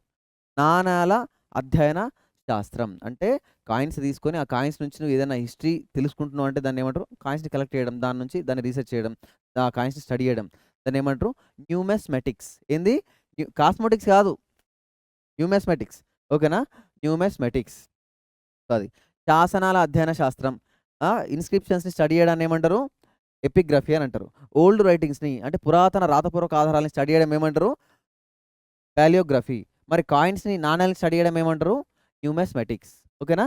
న్యూమిస్మాటిక్స్. సింధు నాగరికత. సింధు నాగరికత కంటే ముందు నాగరికత ఏంటో మనకు తెలవాల. రైట్? సివిలైజేషన్ ఏందో మనకు తెలిస్తేనే అసలు సివిలైజేషన్‌కున్న ప్రియారిటీ ఏందో తెలుస్తది. మరి దేన్ని సివిలైజేషన్ అంటారు? మన మనిషి అయితే ఎప్పటినుంచో ఉన్నాడు. మరి దానికి కాకుండా మనకు సివిలైజేషన్ నుంచి ఎందుకు స్టార్ట్ చేసిందంటే, ఎక్కడైతే మనిషి సంచార జీవితం కాకుండా, నోమాడిక్ లైఫ్ కాకుండా, సంచార జీవితం కాకుండా, ఆ ఊరు, ఈ ఊరు, ఆ చెట్టు, ఈ చెట్టు అని మొత్తం అడవులు పట్టుకొని తిరగకుండా, ఒక్క దగ్గర ఉండి, ఇల్లు కట్టుకొని, ఒక తోడేసుకొని, ఒక తోడు తీసుకొని, కుటుంబాన్ని ఏర్పరచుకొని, అక్కడ పర్మనెంట్ సెటిల్ చేసుకొని, మంచి అక్కడనే పని చేసుకుంటూ బతికితే దాన్ని సివిలైజేషన్ అంటారు అని అనుకుంటున్నావా? కాదు. ఆడొక్కడే బతికితే కాదు. వానితో పాటుగా ఒక సమాజం ఏర్పడాల. ఒక సొసైటీ ఏర్పడాల. అంటే నీలాగా నువ్వెట్లయితే ఒక దగ్గర ఉండి మంచిగా రెసిడెన్స్ ఇల్లు కట్టుకొని, ఫ్యామిలీ అనే ఒక కుటుంబాన్ని ఏర్పరచుకొని బతుకుతున్నావో పని చేసుకుంటూ, నీలాగే కొన్ని కుటుంబాల సమూహం అనేది కొన్ని ఫ్యామిలీస్ అనేది అక్కడ ఉంటే, ఆ చిన్నపాటి సొసైటీని ఏమంటారంటే సివిలైజేషన్ అంటారు అని అనుకుంటున్నావు కావచ్చు. దానికి ఇంకొన్ని యాడ్ చేసుకోవాలా. రైట్? ఇంకొన్నేంది, ఆ ఏరియాలో అంటే ఆ సొసైటీలో, ఆ కుటుంబాలతో ఉన్నటువంటి ఆ సొసైటీలో అర్బనైజేషన్ కొంచెం కనిపియాలి. అంటే అదేంటి సార్ అర్బనైజేషన్? పట్టణాలు ఉంటేనే అంటే ఆ సొసైటీ అది ఒక టౌన్ అయితేనే, ఒక పట్టణం అయితేనే దాన్ని సివిలైజేషన్ అంటారా అంటే, అంటే కొద్దిపాటి పట్టణీకరణ ఉండాలా? అంటే గ్రామీణ శైలి ఉంటే దాన్ని సివిలైజేషన్ అనరా అంటే, అనరని కాదు. గ్రామీణ శైలి ఎప్పుడుంటది? నువ్వు చిన్న చిన్న పూరి గుడిసెలేసుకున్నావు, డేరాలు కట్టుకున్నావు. ఇక అయిపాయే మా లెక్క ఒక 20, 30 ఈడ గుడిసెలున్నాయి. సివిలైజేషన్ అంటారా సార్ అంటే అట్లా అనరు. ఎందుకంటే నీ గుడిసె ఎప్పుడు నుంచో తెలవదు. ఎప్పుడు నువ్వు వీక్కొని పోయేది తెలవదు. పర్మనెంట్ సెటిల్మెంట్స్ ఉండాలి. అక్కడ ఊరనేది ఏర్పడాలి. అక్కడ వ్యాపారం అనేది జరగాలి. మళ్ళీ అక్కడ వ్యవసాయం అనేది జరగాలి. అక్కడ ఇచ్చిపుచ్చుకోవడం జరగాలి. సో, ఇట్లా కంటిన్యూయేషన్‌గా కొన్ని వందల ఏళ్ల పాటు అది జరుగుతూ వస్తే ఆ ఊరనేది తర్వాత తర్వాత అర్బనైజేషన్ కింద మారుతాయి. ఊకో సార్ మస్తు చెప్తావు. ఇక ఊర్లో ఏడైనా సిటీ అయితాయి అంటే అయితాయి. ఇప్పుడు నువ్వు నీ నీ నీవు ఉన్న ఊరు ఒక 50 ఏళ్ల కిందట అట్లనే ఉండేనా? ఇప్పుడు మీ ఊర్లో థమ్స్ అప్ దొరుకుతున్నదా? దొరుకుతున్నది. కూల్ డ్రింక్స్ దొరుకుతున్నాయి. అన్నీ దొరుకుతున్నాయి. అంటే నీకు ఇంచుమించుగా సిటీలో ఉన్నంత గాకున్నప్పటికీ కొద్దో గొప్పో సిటీలో దొరికే సామాన్లయితే దొరుకుతున్నాయి. కొద్దిపాటి అర్బనైజేషన్ జరిగింది. మీ ఇంట్లో టీవీ వస్తున్నదా? వస్తున్నది. ఛానెల్స్ వస్తున్నాయా? వస్తున్నాయి. ఇంటర్నెట్ వస్తున్నదా? వస్తున్నది. అంటే నీకు సిటీలో దొరికేటి అన్నీ దొరుకుతున్నాయి. మరి నిజంగా పల్లెటూరు అంటే నువ్వున్నది గాదు. ఏదైనా ట్రైబల్ ఉన్న ఏరియాలలో ఒక జంగల్ ఎటన్నా పో నువ్వు. చిన్న గూడెలు, తాండాలు, గుడిసెలుంటాయి గదా! అటు పో. నెట్ రాదు. టీవీ ఉండది. కరెంట్ ఉండది. దుకాణాలనికి గావాల్సిన సామాన్లు దొరకయి. Cool drinks దొరకయి. ఏముండయి. అది అసలైన పల్లెటూరు. అది గ్రామీణ జీవన విధానం. అది అసలైన రూరల్ సొసైటీ. సో, ఇప్పుడు మనం ఉన్నది పూర్తి రూరల్ గాదు. అట్లనే పూర్తి టౌన్స్ గాదు. సో, ఏంది ఒకప్పుడు మన ఊరు గూడా అట్నే ఉండేది. మనం ఉన్న ఊరు గూడా అట్నే ఉండేది. కాకపోతే తర్వాత మెల్లమెల్లగా ఎవాల్వ్ అవుతూ ఒక్కోటి మన ఊర్లో రావడం ద్వారా మెల్లమెల్లగా టువర్డ్స్ అర్బనైజేషన్ సైడ్ ఎళ్తున్నాం. అర్థమైందా? సో, మన ఎకనామికల్ స్టేటస్ ఇంకింత మంచిగయిందనుకో, అది అర్బన్ టౌన్ అయినా పెద్ద ఆశ్చర్యపోవాల్సిన అవసరం లేదు. అట్లా అయితదా సార్ అంటే అయితది. నీ ఊరు పక్క పొంటి ఒక పెద్ద హైవే పడ్డదనుకో, ఖతం భూముల రేట్లు పెరిగిపోతాయి. పైసలు ఫుల్లొస్తాయి. చిన్న గుడిసె కాస్త పెద్ద పెద్ద బిల్డింగ్‌లు కడతావు. బిల్డింగ్‌లు కట్టినాక చిన్న చిన్న కిరాణా షాపులున్నాడు. పెద్ద పెద్ద సూపర్ మార్కెట్‌లేసుకుంటాడు. అయిపోతది. అట్లా కంటిన్యూ అయితా పోతే అది కూడా ఒక చిన్నపాటి టౌన్ అయితది. సో, ఇప్పుడు నువ్వు అనుకున్న టౌన్‌లు ఒకప్పుడు ఊర్లే, పల్లెటూర్లే. రైట్? సో, అట్లా. సో, అర్బనైజేషన్ ఉండాలే. మినిమమ్ అడ్మినిస్ట్రేషన్ ఉండాలే. ఎవడో ఒకడు చూసుకునేటోడు ఉండాలే. అంత పెద్ద సొసైటీని నాకు నచ్చినట్టు బతుకుతా అంటే కాకుండా, ఇప్పుడు మనకెట్లయితే ఒక గవర్నమెంట్ అనేది ఉందో, అట్లా చిన్నపాటి అడ్మినిస్ట్రేషన్ అన్నా ఉండాలే. And surplus agriculture. ఏంది సర్ప్లస్ అగ్రికల్చరు? అంటే వ్యవసాయం అనేది నువ్వు బతకడానికి మాత్రమే, నీకు సరిపడా మాత్రమే గాకుండా, ఆ చేసిన వ్యవసాయంలో మిగులు వ్యవసాయం అంటే నీకొక క్వింటల్ బియ్యం అవసరం సంవత్సరానికి. నువ్వు ఒక ఎకరం చేసి ఒక క్వింటలే పండించినావనుకో, అది వ్యవసాయం అని అంటారు. దాన్ని సర్ప్లస్ అగ్రికల్చర్ అనరు. సర్ప్లస్ అంటే ఏంది? నీకు క్వింటల్ అవసరమైనప్పటికీ నువ్వు ఒక 50 క్వింటాలు పండించినావనుకో, అంటే నీకు క్వింటల్ అవసరం. ఇంకో క్వింటల్ అడిషనల్ పెట్టుకుంటావు. మిగతా 48 క్వింటాలు ఏం చేస్తావు? మార్కెట్‌లో అమ్ముతావు. మరి నువ్వు మార్కెట్‌లోకి అమ్ముతున్నావు అనంటే, మిగతా 48 మందికి సరిపడా బియ్యం ఇస్తున్నావంటే, అంటే మిగతా 48 మందికి వ్యవసాయం చేసుకునే అవసరాన్ని లేకుండా ఇస్తున్నావు. మరి మిగతా 48 మంది వ్యవసాయం అవసరం లేకుంటే వాళ్ళు ఏం చేస్తారు? ఏదో ఒక పని చేసుకుంటారు గదా! మొన్నటిదాకా ఏం చేసినావు? పంట వాడే పండించుకున్నాడు. ఎవని వ్యవసాయం వాడే చేసుకున్నాడు. ఎవడి తిండి వాడే సంపాదించుకున్నాడు. ఇప్పుడేమైంది? ఆ 50 మంది తిండి గూడా నువ్వు ఒక్కనివే వ్యవసాయం చేసి పెడుతున్నావు. అంటే మిగతా 48 మందికి ఏమైతుంది? వ్యవసాయం చేసే అవసరం పడట్లేదు. అంటే ఎప్పుడైతే నువ్వు సర్ప్లస్ అగ్రికల్చర్ చేసినావో, నీకు వ్యవసాయం చేసే అవసరం పడట్లేదు. అంటే నీకు వ్యవసాయం చేసే అవసరం లేదు అనంటే దాని అర్థం ఏంది? వ్యవసాయం గాకుండా నువ్వు ఇంకేదన్నా పని చేసుకునే అవకాశం కలిగింది అన్నట్టు. ఇంకేదైనా పని అంటే ఏం చేస్తావు? మరి బియ్యం అమ్మాలంటే ఎవనికి అమ్మాలి? నువ్వు వ్యాపారిగా మారాలి. నువ్వు బియ్యం కొంటావు. నువ్వు కొని ఏం చేస్తావు? వేరేవానికి అమ్ముతావు. మరి సార్ ఇంకా మిగతా వాళ్ళు ఇంకేం పని చేసుకునే అవకాశం ఉంటది? వ్యాపారం అందరూ 48 మంది వ్యాపారం చేయలేరు గదా! మరి వ్యాపారం చేయలేరంటే ఇప్పుడు ఆ బియ్యంని వీని షాప్ కూడా కావాలంటే ఒక ఎడ్ల బండి నడిపేవాడు కావాలి గదా! వాడు ఎడ్ల బండి నడుపుతాడు. సరే మరి మూటలు మోసి ఎడ్ల బండ్లేయాలి గదా! ఒకడు మూటలు మోసేటోడు. మరి ఇది ఇల్లులు తిరిగి అమ్మాలి గదా! ఒకడు అమ్మేటోడు. ఇంకోటేంది మరి ఆడు దుకాణం పెట్టుకోవాలి గదా! అమ్మడానికి. రైట్. ఆ షాప్‌ని తయారు చేసేటోడు. మరి సార్ షాప్ తయారు చేయాలంటే మనకు కౌంటర్ కావాలి గదా! కార్పెంటర్, వడ్రంగి, బల్లని తయారు చేసేటోడు. సో, ఇట్లా సార్ మరి బల్ల పెట్టిండు గదా! మరి తక్కడబాటు కావాలి గదా సార్! వేయింగ్ మిషన్ కావాలి గదా! మరి అప్పుడేం చేస్తాడు? అక్కడ కమ్మరి. వాడు మంచిగా ఒక తక్కడబాటు తయారు చేస్తాడు. సో, ఇక్కడ కమ్మరి మరి ఈ తెచ్చిన బియ్యం అంతా ఏడైనా స్టోర్ చేయాలి గదా సార్! ఒక పెద్ద పార్ట్స్ కావాలా. అప్పుడు కుమ్మరి. సో, ఎప్పుడైతే ఒక ఫార్మర్ తనకు అవసరానికి అంటే మించి సర్ప్లస్‌గా అగ్రికల్చరల్ ప్రొడక్షన్ అనేది తీసుకొచ్చిండో, అంటే అవసరానికి మించి ఎప్పుడైతే వ్యవసాయం చేసి ఆ ఉత్పత్తిని పెంచిండో, అప్పుడు మిగతా వాళ్ళకి ఆ వ్యవసాయం చేసే అవసరం తగ్గింది. తగ్గడం వల్ల ఏమైంది? మెల్లమెల్లగా వ్యవసాయం మాత్రమే గాకుండా మిగతా పనులు చేసుకునే స్కోప్ వచ్చింది. ఎప్పుడైతే ఆ! ఆ స్కోప్ గాదు. ఎనకమాల ఆ స్కోప్ గాదు. అంటే చేసుకునే అవకాశం వచ్చింది. మిగతా పనులు నేర్చుకునే అవకాశం వచ్చింది. అందరూ వ్యవసాయం చేయట్లేదు. కొందరు చేస్తున్నారు. అందరికి సరిపడా ధాన్యం వస్తున్నది. మిగతా వాళ్ళు పనులు నేర్చుకోవడం స్టార్ట్ చేసిర్రు. అదే తర్వాత కుల వృత్తులుగా మారినాయి. ఏంది? కమ్మరి పని, కుమ్మరి పని. సో, ఇట్లా అన్ని పనులు మెల్లమెల్లగా చేసుకోవడం స్టార్ట్ చేసిర్రు. వ్యాపారం కూడా చేయడం స్టార్ట్ అయింది. సో, ఇట్లా మనీ అనేది సర్క్యులేట్ అవుతూ ఏమైతది? ఆ ఊరు కాస్త, ఆ పల్లె కాస్త ఊరుగా మారుతది. ఊరు కాస్త మెల్లమెల్లగా అర్బనైజేషన్‌గా మారుతది. సో, ఇట్లా ఎవాల్వ్ అవ్వుకుంటూ వస్తది. మరి ఇదంతా ఎవాల్యుయేషన్ జరగాలంటే సర్ప్లస్ అనేది రావాలా. ఆ సర్ప్లస్ అనేది రాకపోతే అది ఊరులాగానే మిగిలిపోతది. ఎంతసేపు "కాకా ఏం చేస్తున్నావే?" నేను పలానా బియ్యం పండిస్తున్నా." "కాకా నువ్వేం చేస్తున్నావే?" "పప్పు పండిస్తున్నా." "ఎప్పుడు అదే పండిస్తావా అవే?" అంటే "మరి ఏం చేయాలి బిడ్డ బతకాలి కదా! బతకాలంటే తినాలి కదా! మరి తినాలంటే వ్యవసాయం చేయాలి కదా!" ఇదే నడిచేది. కొన్నేళ్ల పాటు ఇదే నడిచింది. ఊకోసారి మస్తు చెప్తారంటే అదే నడిచిందిరా బాబు. ఇంతకుముందు చూడు అది మాలినప్పుడు ఏం చేసేది? లెవ్వాలే అని కొట్టుకోవాలా, ఓ బల్లెం పట్టాలే, చలో ఓ పందెనకనో, ఓ జింకెనకనో, దేనికనో ఉరకాలే, దాన్ని చంపాలే, మంచిగా రాత్రి మంచిగా దాన్ని కాల్చుకోవాలి, తినాలి. తిన్నాక ఏం చేయాలి? మళ్ళా వండాలి, మళ్ళా తెల్లారి సేమ్. ఇలా ఏందంటే మళ్ళా అదే బల్లెం పట్టుకోవాలి, మళ్ళా దేనికనో ఉరకాలి. సో, ఇక్కడ ఏందంటే సో, అట్లా. నెక్స్ట్ ఏంది? కొన్ని మనకు రైటింగ్స్ దానికి సంబంధించిన అంటే ఏవైనా మనకు ఎవిడెన్స్ దొరకాలి. ట్రేడ్ జరగాలి. సో, సివిలైజేషన్ అనడానికి ఇవన్నీ జరగాలి. కొద్దిపాటి అర్బనైజేషను, రూరల్ లైఫ్ ఉండడం, మళ్ళా సెటిల్మెంట్స్ ఒక దగ్గర పర్మనెంట్ సెటిల్మెంట్స్ జరగడం. అక్కడ ఒక సమాజం అనేది ఏర్పడడం. సమాజం అంటే ఏంది? సమాజం అంటే ఏంది? అవునా న్యూస్‌తో తెలవదా? సమాజం అంటే ఏం లేదు. కొన్ని కుటుంబాల కలయిక. కొన్ని కుటుంబాలు ఏర్పడాలంటే ఆ వ్యక్తి ఒక తోడు పెళ్లి లాంటివి చేసుకోవాలి, పిల్లల్ని కనాలి, కుటుంబం లాంటిది ఏర్పడాలి. అట్లా కొన్ని కుటుంబాల కలయికనే, కొన్ని కుటుంబాల సమూహమే, ఆ గ్రూప్ ఆఫ్ ఫ్యామిలీసే ఒక సొసైటీ, ఒక చిన్న సొసైటీ. ఆ సొసైటీ పర్మనెంట్గా అక్కడ ఉంటూ వ్యవసాయం చేసుకుంటూ, వ్యాపారం చేసుకుంటూ, చిన్నపాటి అడ్మినిస్ట్రేషన్ అక్కడ రన్ అవుతూ, అండ్ అక్కడ ట్రేడ్ నడుస్తూ ఇవన్నీ జరుగుతున్నాయంటే దాన్ని ఏమంటారు? సివిలైజేషన్. మరి ఇంకోటి మర్చిపోయినాం. కొన్ని క్రాఫ్ట్స్ కూడా కావాలి. కుండలు వేయడం ఇవన్నీ కొన్ని క్రాఫ్ట్ మెటీరియల్స్ ఉంటాయి కదా! అవి కూడా మనకు అక్కడ ఉండాలి. ఇవన్నీ ఉంటే దాన్ని సివిలైజేషన్ అంటాం. ఆ సివిలైజేషన్ జరిగింది ఎప్పుడు అనంటే లక్షల ఏళ్ల కిందట కాదు. 6000 ఏళ్ల కిందట. ఏంది? 6000 సంవత్సరాల కిందట జరిగింది కాబట్టి ఆ సివిలైజేషన్స్ నేర్చుకుంటాం. సో, సివిలైజేషన్ అంటున్నాం కదా! మరి ఈ నాగరికత అనేది మన ఇండియాలో మాత్రమే జరిగిందంటే కాదు. ప్రపంచంలో ఎక్కడెక్కడ జరిగిందంటే ప్రపంచం మొత్తం మనకు అవసరం లేదు. సింపుల్ కాంటెంపరరీ సివిలైజేషన్స్ అంటారు. కాంటెంపరరీ సివిలైజేషన్స్ అంటే అర్థం కాదు. తెలుగులో చెప్తే అసలు అర్థం కాదు. చెప్పన్నా ఒకసారి? సమకాలీన నాగరికతలు. కాలీన అంటే మళ్ళీ ఏదో కాలిపోయింది అనుకున్నావు. సమకాలీన నాగరికత అంటే ఒకటే టైంలో ఉన్నటువంటి మిగతా సివిలైజేషన్స్ అంటే మన భారతదేశంలో ఎట్లయితే ఇండస్ వ్యాలీ సివిలైజేషన్ సింధు నాగరికత ఉందో, మనతో పాటుగా ఇంకా ఆజుబాజు ఈ భూమి మీద అక్కడక్కడ కూడా మిగతా నాగరికతలు ఉన్నాయి. ఇలాంటి ఇంతకుముందు చెప్పిన సివిలైజేషన్స్ అక్కడక్కడ సెటిల్మెంట్స్ ఉన్నాయన్నట్టు. రైట్? ఉన్నాయని ఎవిడెన్స్ దొరికింది. ఎక్కడ? ఈజిప్ట్‌లో ఈజిప్ట్ సివిలైజేషన్. మళ్ళా మెసొపటోమియా సివిలైజేషన్. ఇరాన్, ఇరాక్ అటువంటి ప్రాంతాలలో ఏంది మెసొపటోమియా సివిలైజేషన్. దాని తర్వాత ఇగో ఇటు చైనాల డ్రాగన్ కనిపిస్తుందా? చైనాల ఏంది? చైనీస్ మంచు సివిలైజేషన్ అంటారు. మంచు నాగరికత అంటారు. మంచు అంటే ఆ మంచు కాదు, మన తినే మంచూరియా అంతకన్నా కాదు. వాళ్ళ సివిలైజేషన్ మంచు సివిలైజేషన్ ఆర్ మంచు నాగరికత అంటారు. ఇక సింపుల్ టర్మ్స్లో చెప్పాలంటే ఈజిప్ట్లో ఒక సివిలైజేషన్ ఉండే మనకు సోపతి.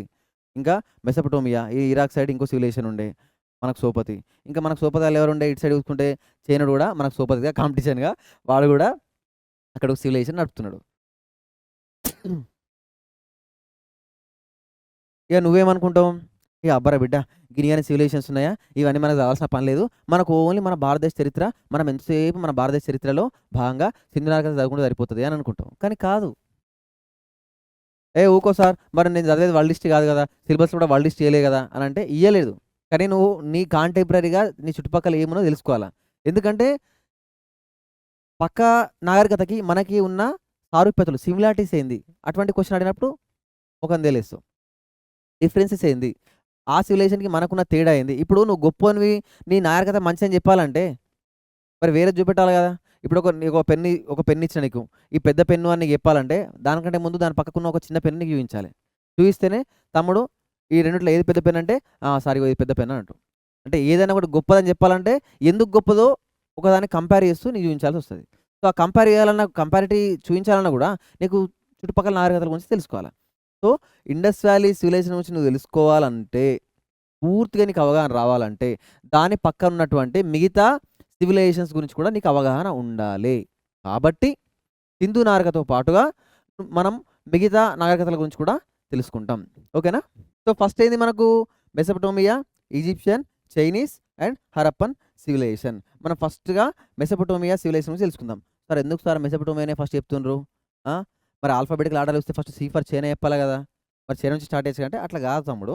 మనం టైమింగ్ బట్టి చూస్తాం. పాతది ప్రపంచంలో మొదటి నాగరికత వరల్డ్‌లో ఫస్ట్ సివిలైజేషన్ ఏది మొన్నటిదాకా దొరికిన ఎవిడెన్స్ ప్రకారం ఏది అనంటే మెసొపటోమియన్ సివిలైజేషన్. ఇన్ రియాలిటీ ఇప్పుడు ఇది 6000 ఇయర్స్ బ్యాక్ అని చెప్పేసి అనుకుంటున్నాం. సార్ మీరు కన్‌ఫ్యూజ్ అయితుండ్రు. ఇక్కడ 4000 ఇయర్స్ అని ఉంది. మీరేమో 6000 ఇయర్స్ అని చెప్తుండ్రు అంటే ఆడొక చిన్న కిటుకుంటది చెప్తా సింపుల్‌గా.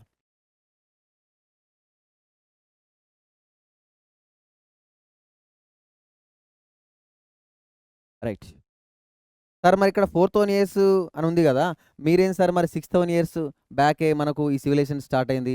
సో, ప్రపంచంలో మొదటి సివిలైజేషన్ మెసొపటోమియా అని చెప్తుండ్రు. 6000 సంవత్సరాల కిందటదని చెప్తుండ్రు గదా! అనంటే, మరి మన ఇండస్ వ్యాలీ సివిలైజేషన్ అయితే 4000 సంవత్సరాల కిందటిది. ఎంత? 4000 సంవత్సరాల కిందటిది. సార్ మరి ఇక్కడ 2000 చిల్లరనే ఉంది గాని మీకు డౌట్ రావచ్చు. ఏం లేదమ్మా. క్రీస్తు పుట్టిన సంవత్సరం ఏదైతుందో మనం 0 కింద కన్సిడర్ చేస్తున్నాం. అంటే క్రీస్తు కంటే క్రీస్తు పూర్వం, క్రీస్తు శకం అంటాం గదా! క్రీస్తు పూర్వం అంటే బిఫోర్ క్రైస్ట్. క్రీస్తు శకం అంటే ఆఫ్టర్ క్రైస్టా? కాదు. అన్నో డొమిని అంటాం. ఏడీ అని అంటాం. ఓకేనా? సో, ఈ 0 అయితే ఇదొక స్కేల్ అయితే మనం ఏడున్నాం? 2026లో ఉన్నాం. ఇక్కడ 2026. అంటే ఇక్కడ ఏంది? 2025, ఇక్కడ 2000 సంవత్సరం, ఇక్కడ 1995, ఇక్కడ 1000 సంవత్సరం, 900 సంవత్సరం, 700 సంవత్సరం, 0 సంవత్సరం. మరి ఈ 0 కంటే ముందు ఏదైతే ఉందో అది రివర్స్‌లో అవుతది. అంటే 0 కంటే ముందంటే ఏది? ఇక్కడ 1000 సంవత్సరం, ఇక్కడ 2000 సంవత్సరం, ఈ 2K అంటే 2000, ఇక్కడ 3000 సంవత్సరం, ఇక్కడ 5000, ఇక్కడ 6000. 6000 సంవత్సరాల కిందట. ఇప్పుడు నేనేమంటున్నా, మెసొపొటేమియా నాగరికత ప్రపంచంలో మొట్టమొదటి నాగరికత ఇది 6000 సంవత్సరాల క్రితము అని చెప్తున్నా. నువ్వు వెంటనే ఎడ్డోని లెక్క 6000 సంవత్సరాల క్రితం అని చెప్పేసి ఇట్లా పెట్టద్దు. నువ్వేం చేయాలి మరి? ఈ 2000 ఎటు పోని? గంగలో పోనియా? ఈ 2000 కలుపుకోవాలి. ఈ 2000 అంటే 2026 అని కాదు, 2000 సంవత్సరాలు. అంటే క్రీస్తు కంటే ముందున్న ఒక 2000 సంవత్సరాలు, క్రీస్తు పూర్వం ఉన్న ఒక 4000 సంవత్సరాలు కలుపుకుంటే అప్పుడు నీకు 6000 సంవత్సరాల క్రితము అని నువ్వు చెప్పుకోవచ్చు. ఓకేనా? సో 6000 సంవత్సరాల క్రితం అని చెప్పేసి చెప్పుకోవచ్చు. సో అట్లా ఇది 2000, అది 4000 అంటే ఏంది? ఇక్కడ 4K. అందుకని ఇక్కడ ఏమి ఇచ్చింది మనకు? ఇగో BCE. సార్ బీసీ అనగా డీరాలాగా అనొచ్చు, ఆ ఏబిసిడి కాదు. మరి బీసీ అంటే ఏంటి సార్? నాకు బీసీఏ తెలుసు, బీసీబీ తెలుసు, బీసీ తెలుసు, అది క్యాస్ట్ గురించి అడగట్లేదు. ఏంది అంటే బిఫోర్ కామన్ ఎరా. బిఫోర్ కామన్ ఎరా. ఓకేనా? బీసీ అంటే బిఫోర్ కామన్ ఎరా, బీసీ అంటే బిఫోర్ క్రైస్ట్ అనుకోవచ్చు, what ever it is. AD అంటే అన్నో డొమిని, అంటే క్రీస్తు పూర్వం, క్రీస్తు శకం. క్రీస్తు పూర్వం కంటే ముందటి అన్ని రివర్స్లో అవుతాయి. ఇప్పుడు 2026 తర్వాత 27 వస్తాయని 25 రాదు కదా. ఎందుకు? ఇది ఏడి కాబట్టి, క్రీస్తు శకం కాబట్టి. క్రీస్తు శకంలో నంబర్ వెరుక్కుంటూ అవుతుంది, క్రీస్తు పూర్వంలో నంబర్ తగ్గుకుంటా వస్తుంది. సో అట్లా. సో అందుకనే ఇక్కడ మెసొపొటేమియా నాగరికత 4000 ఇయర్ BCE అంటే ఇప్పటి లెక్క ప్రకారం యాజ్ ఆన్ నౌ చూసుకుంటే ఈ 2000 సంవత్సరాలు కలుపుకొని దాన్ని చెప్పాలి. రైట్?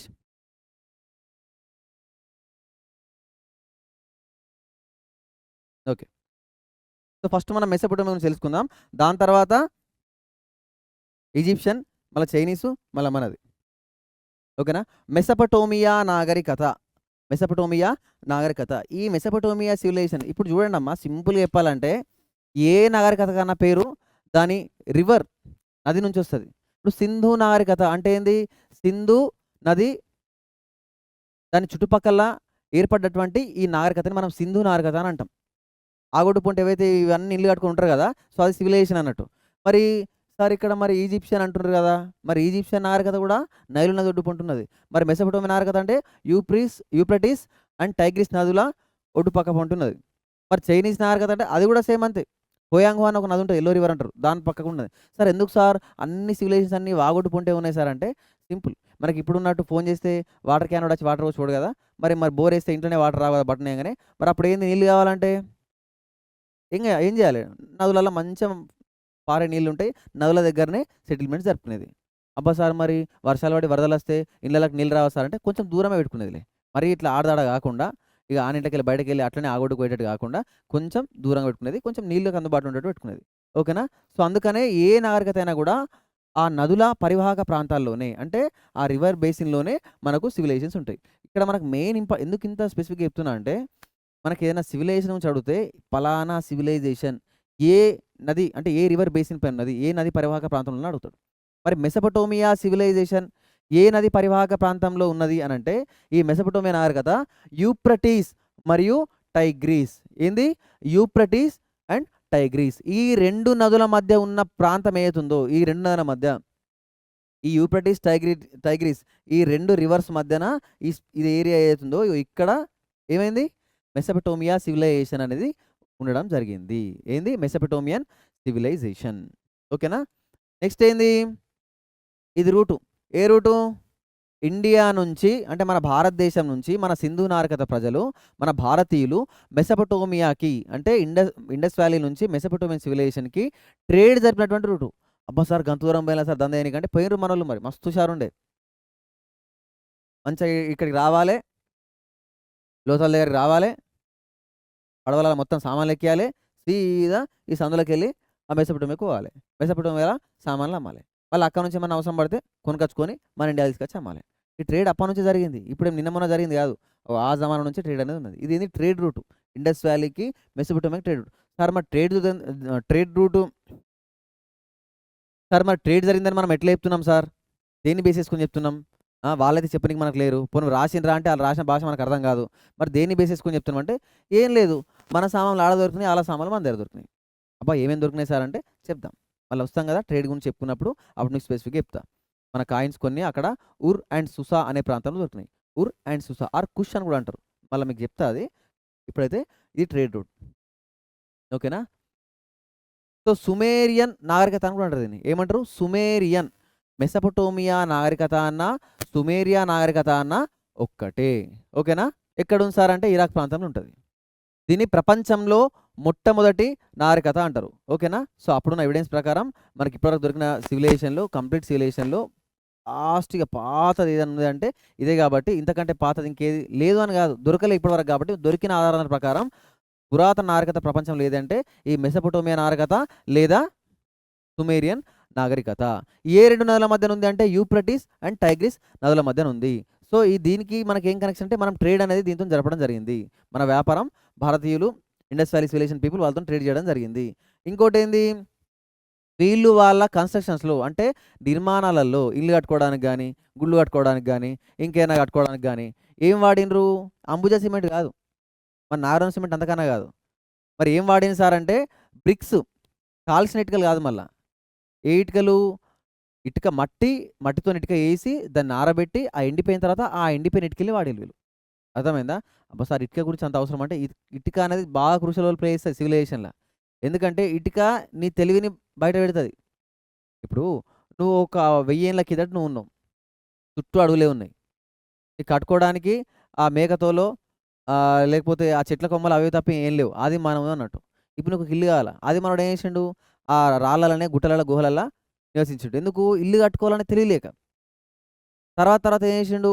చిన్న చిన్న కట్టెలు వాతి మొత్తం దాని మీద మొత్తం ఆకులేసి అనుడని స్టార్ట్ చేసిండు. అప్పటికి కూడా ఇల్లు కట్టుకున్నాడా? కట్టుకోలే. మళ్ళీ ఏం చేసిండు? ఆ కట్టెలకు మొత్తం మట్టిని మేగి, ఇప్పుడు మనం కూడా పబ్బుకు పెట్టి పబ్బుకు మొత్తం మేగుతాం కదా. ఇంతకుముందు మొన్నదాకా ఇల్లు అట్లనే ఉంటుండే కదా. సో అట్లా వేసిండు. అప్పటికి కూడా గోడలు లేపాలా, ఇటుకలు పెట్టి పేర్చాలా, ఇటుక పేర్చి కట్టాలా అంత నాలెడ్జ్ లేకుండా. అంటే నీ నాలెడ్జ్ ఎట్లయితే ఇవాల్వ్ అవ్వకుండా వస్తుందో నీకు మైండ్లో అట్లా ఆలోచన వస్తుంది. ఓకే ఇట్లా కట్టుకోవాలా, ఇట్లా కట్టుకోవాలా, ఇట్లా కట్టుకోవాలని చెప్పేసి. వీళ్ళు చూడు మనకంటే ముందు నుంచి ఉన్న జమానా నుంచి ఉన్న వీళ్ళు మెసపటోమియా నాగరికత. కానీ కాల్చిన ఇటుకల్ని వాడలేదు నిర్మాణాలల్లో. అంటే వాళ్ళకి ఇంకా అంత ఆలోచన రాలేదు. ఏంది? ఇటుకల్ని మంచిగా కాల్చాలా, కాల్చినాక అవి మస్తు గట్టిగా అవుతాయి. అప్పుడు ఈ వర్షం ఉన్నా ఏం పడ్డా ఎన్ని ఏళ్ళ పాటైనా సర్వైవ్ అవుతాయి అని చెప్పేసి అంత ఆలోచన రాలేదు. అయ్యో సార్ మరి కట్టిండ్రు ఉన్నాయా పోయినాయి అంటే ఇక ఇరాన్ ఇరాక్లా ఇడార్ దేశాలు కాబట్టి అంత ఎక్కువ వర్షం పడదు కాబట్టి పర్లేదు, సర్వైవ్ అయినరు కొద్దిగా గొప్ప. ఓకేనా. నెక్స్ట్ వీళ్ళ దేవత పేరు ఏంది? ఎస్తర్. ఏంది వీళ్ళ దేవత పేరు ఏంది? ఎస్తర్. సార్ మరి వీళ్ళు గుళ్ళు కట్టుకున్నారా అంటే మరి దేవత ఉన్నప్పుడు గుడి ఉంటుంది కదా. సో వాళ్ళ దేవత పేరు ఏంది? ఎస్తర్. ఈస్తర్ అనొచ్చు లేదా ఎస్తర్ అనొచ్చు. ఓకేనా. సుమేరియా నాగరికత ప్రజల వాళ్ళ దేవత పేరు ఏంటంటే ఎస్తర్. అండ్ వాళ్ళ గుళ్ళని ఏమని పిలిచేది? ఈ టెంపుల్స్ ఉంటాయి కదా, టెంపుల్ కన్స్ట్రక్షన్స్, వాళ్ళ గుడిలని ఏమని పిలిచేది అంటే జిగ్గురాతులు. ఏంది? జిగ్గురాతులు అని పిలిచేది. వాళ్ళ గుళ్ళని ఏమని పిలిచేది? Ziggurat. Temples are called as ziggurat. వాళ్ళ ట్రేడ్ సెంటర్స్ ఏం సార్? ట్రేడ్ సెంటర్స్ అంటే మరి దంద చేసి అడ్డాలు ఉంటాయి కదా. మరి మన వాళ్ళు ఇక్కడ నుంచి దంద చేసి మెసపటోమియాకి వెళ్ళాలంటే సీదా పడవ పట్టుకొని మెసపటోమియా లోపలికి వచ్చిర్రా? కాదు. మరి ట్రేడ్ సెంటర్స్ ఉంటాయి. అవి ట్రేడ్ సెంటర్స్ ఏంటంటే Dilmun and Bahrain. Dilmun Makran అని ఉంటాయి. Dilmun and Bahrain. ఓకేనా. దిల్మన్ అండ్ బహ్రెయిన్ ఇవేంది? ఇవి రెండేంది? మనం మెసపటోమియాతోని ట్రేడ్ చేసినటువంటి వాళ్ళ అంటే ఈ మెసపటోమియా నాగరికత వాళ్ళ ట్రేడ్ సెంటర్స్, వ్యాపార స్థానాలు. భారతదేశం నుంచి Indus valley civilization people trade చేసిండ్రు కదా. ఎక్కడికి వేసిండ్రు సార్ అంటే మెసపటోమియా నాగరికతకి చేసిండ్రు అంటే చేసిండ్రు. మరి మెసపటోమియా నాగరికతకి ఎక్కడ వేసిండ్రు అని అంటే ఏ పాయింట్లో వేసిండ్రు? ఎక్కడ తీసుకెళ్ళి ఆ సామాన్లని దింపిండ్రు అంటే సో ఎక్కడ డంపేసిండ్రు? Bahrain and దిల్మన్. అర్థం కాలే కదా, చెప్తా. ఇప్పుడు నేను నీకు ఒక యాపిల్ డబ్బాలు ఇచ్చిన. యాపిల్ డబ్బాలు ఎన్ని ఇచ్చిన? ఒక 50 యాపిల్ డబ్బాలు ఇచ్చిన. తినమని కాదు. ఏంది? అమెరికాకు పోయి అమ్మని చెప్పిన. ఇప్పుడు నువ్వు ఏం చేస్తావు? అమెరికాకు పోయి అమ్మని చెప్తే అమెరికాకు పోయి అమ్ముతావు. కానీ అమెరికాలో ఏడికి పోయి అమ్ముతావు? ఏడికి పోయి అమ్ముతావు? అయితే నువ్వు అమెరికాలో పోయి ఇండియాకి తీసుకుపోయి అమ్మని చెప్పిన. ఇండియా ఫ్లైట్ ఎక్కుతావు. ఇండియా ఫ్లైట్ ఎట్లా ఎక్కుతావు? ఇప్పుడు నువ్వు ఎయిర్పోర్ట్కి పోయినావు, ఇండియాకి ఒక ఫ్లైట్ టికెట్ అంటావా? ఆడేమంటాడు? ఇండియా లేడా? హైదరాబాద్ దిగుతావా? బాంబేలో దిగుతావా? చెన్నైలో దిగుతావా? గుజరాత్ దిగుతావా? ఎక్కడ దిగుతావని అడుగుతాడు. అడుగుతాడా? లేకపోతే లేదు ఫ్లైట్ ఎక్కి ఇండియాకి వస్తున్నట్టు కానీ ఇండియాలో ఏడున్నది? ఇండియాకి ఎయిర్పోర్ట్ ఉన్నదా? ఇండియన్ ఎయిర్పోర్ట్ అని చెప్పేసి ఇండియాలో ఎక్కడా? అది అర్థమైందా? ఇక్కడ మనం ఎక్కడ ట్రేడ్ చేసిండ్రు? మెసపటోమియాతోనే ట్రేడ్ చేసిండ్రు. మెసపటోమియాలో ట్రేడ్ సెంటర్ ఏది అని అంటే దిల్మన్ అండ్ బహ్రెయిన్. అంటే నువ్వు తీసుకెళ్ళి అమెరికాకి యాపిల్స్ అమ్మాలి. మరి అమెరికాలో ఎక్కడికి వెళ్ళి అమ్ముతావు అంటే ఒక పాయింట్ ఉంటుంది కదా. సో అట్లా సో వీళ్ళ సీల్ వీళ్ళు వాడిన ముద్రికలు అంటే ఏందో మళ్ళీ మనం వస్తాయి చెప్తా. వీళ్ళ ముద్రికలు ఎట్లుంటుండే అంటే సిలిండ్రికల్ సీల్స్. ఇప్పుడు మనకు స్టాంప్ ఉంటుంది కదా, వేసి సప్మాన్ గుద్దుతాం పేపర్ల మీద, స్టాంప్ ఎటు ఉంటుంది మనది ప్లేన్ ఉంటుంది. కానీ వీళ్ళ స్టాంప్ ఎటు ఉండేది ఇట్లా రౌండ్గా సిలిండ్రికల్ రౌండ్గా ఉండేది. అదేం స్టాంప్ సార్ అంటే వాళ్ళ ఆ రౌండ్ స్టాంప్ని ఇంకులో ఇట్లా ముంచి పేపర్ మీద ఇట్లా రాస్తారు అన్నట్ట. సో అట్లా వేసేది వాళ్ళు. చెప్తా చూపిస్తాను మీకు అది మళ్ళీ ఇప్పుడే చూపిస్తుంది. ఇదేంది వాళ్ళ సిలిండ్రికల్ స్టాంప్ రౌండ్గా ఉన్నదా, రౌండ్ ఉన్నది కదా సార్. సీల్స్ ఏంది, సీల్స్ పని ఏంది, సీల్స్ని ఎట్లా వాడినరు, ఇదంతా మనం మళ్ళీ చెప్పుకుంటాము. వీళ్ళ సిలిండ్రికల్ సీల్స్. ఇది రౌండ్ సీల్ని ఒక బంకమట్టి మీద, తడిగా ఉన్న బంకమట్టి మీద, ముద్ద మీద పెట్టి ఇట్లా స్క్రోల్ చేసేది. ఇట్లా స్క్రోల్ చేస్తే ఏమవుతుంది, ఆ సీల్ పైన ఉన్న పిక్చర్ మొత్తం దానిపైన పడుతుంది. రైట్, అట్లా పడేది. మనం ఇలాంటి సీల్స్ వాడలేదు, మన అన్ని సింపుల్ ఉంటుండే సీల్స్. ఇది తడి బంకమట్టి మీద సీల్ పెట్టేసి రోల్ చేసేది. రోల్ చేసిన తర్వాత దాని నచ్చులన్నీ దీనిపైన పడతాయి. Right, okay. నెక్స్ట్ ఏంది, ఈజిప్ట్ సివిలైజేషన్. ఇక్కడ మీరు సింపుల్గా చూడండి, మెసపటోమియా నాగరికత గురించి మనకు ఎక్కువ అవసరం లేదు. సింపుల్గా ఒక 5 పాయింట్లు గుర్తుపెట్టుకుంటే సరిపోతుంది. ఏ 5 పాయింట్లు సార్ అంటే మెసపటోమియా నాగరికత, దీనికి ఇంకో పేరు ఏంది సుమేరియా నాగరికత. సార్ ఈ నాగరికత అంటేనే నదుల పక్కపొంటి ఉంటుంది కదా, మరి ఈ నాగరికత ఏ నది పక్కపొంటి ఉంటుందా అంటే ఒకటి కాదు 2 నదులు. ఆ 2 నదుల పేర్లు ఏంది, యూప్రటీస్ మరియు టైగ్రీస్. ఈ 2 నదుల మధ్యన ఉన్న నాగరికత ఏంది అంటే సుమేరియా నాగరికత లేదా మెసపటోమియా నాగరికత. సార్ ఈ సుమేరియా అండ్ మెసపటోమియా నాగరికత. సార్ మరి ఈ నాగరికత దీని స్పెషాలిటీ ఏమైనా ఉందా అంటే ఉంది. ప్రస్తుతం ఇప్పటి వరకు దొరికిన ఆధారాల ప్రకారం అతి పురాతనమైన ఓల్డెస్ట్ సివిలైజేషన్ ఏది అని అంటే ఈ మెసపటోమియన్ సివిలైజేషన్.